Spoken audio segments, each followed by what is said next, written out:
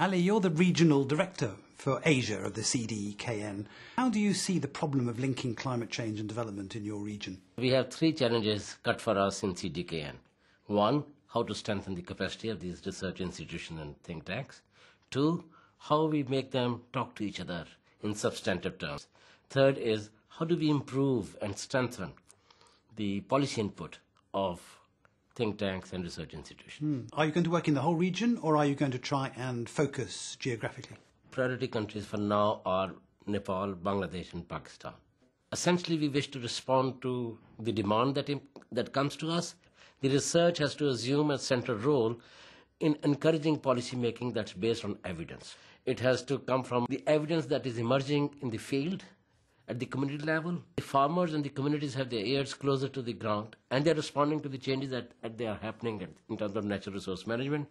Remember, the governments are not monolithic. It's not one person who makes a decision. There are a host of institutions and organizations, departments, ministries, where the climate impact is faced, and they need to respond to. So our client is not necessarily ministries of environment alone.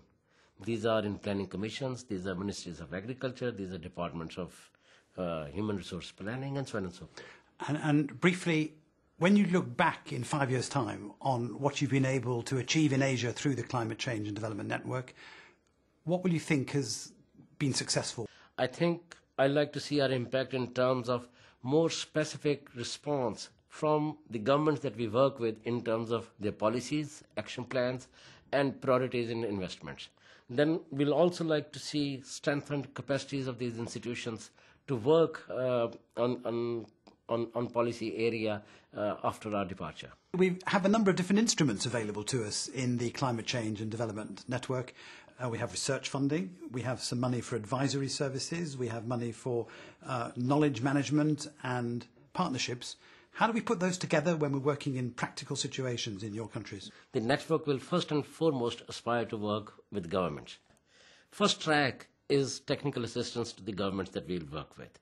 In policy realm, they can update their existing policies, fill any voids or gaps that they may have, develop action plans if they need to, and if they need our assistance, then see where we can help with some leverage to attract other funding and resources to fill that gap in implementation. That's first track. Second track, of course, is there is a huge wealth of knowledge that's being generated all over.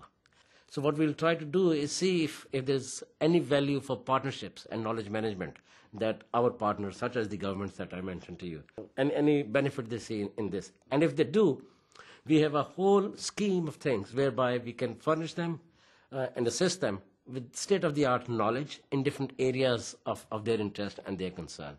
And also linking them up with the other think tanks, research establishments, universities, and other policy fora, including linking micro with macro in terms of assisting in global negotiations. And third track is very simple but very ambitious one. That is there any space and scope for additional research? Ali Tauqeer Sheikh, thank you very much and good luck with the implementation of the project. Thank you, Simon.